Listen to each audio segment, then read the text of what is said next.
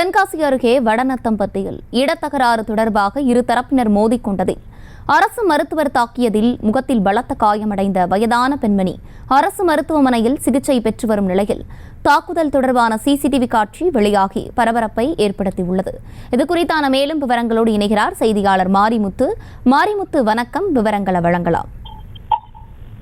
நிச்சயமாக தென்காசி மாவட்டம் வடநத்தம்பட்டியை சேர்ந்த சமுத்திரவள்ளி என்ற பெண்மணி தென்காசி அரசு மருத்துவமனையில் தற்பொழுது சிகிச்சை பெற்று வருகிறார். அவருக்கு கண் பகுதியில் படுகாயம் அடைந்துள்ளது. இந்த நிலையில் கடந்த சில நாட்களுக்கு முன்பு இருந்தே அவர் வசித்து வரும் பகுதியிலும் பக்கத்து வீட்டாருக்கும் அடிக்கடி இடத்தகராறு இருந்துள்ளது.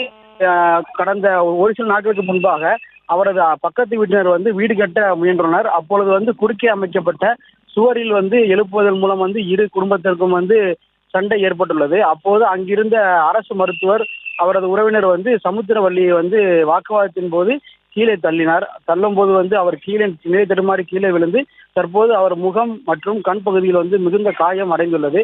அந்த காயத்தை அடுத்து அவர் கடையநல்லூர் மருத்துவமனையில் சிகிச்சை பெற்ற பிறகு தற்பொழுது மேல் சிகிச்சைக்காக தென்காசி அரசு மருத்துவமனையில் அவர் அனுமதிக்கப்பட்டுள்ளார். விவரங்களை வழங்கியமைக்கு நன்றி மாரிமுத்து.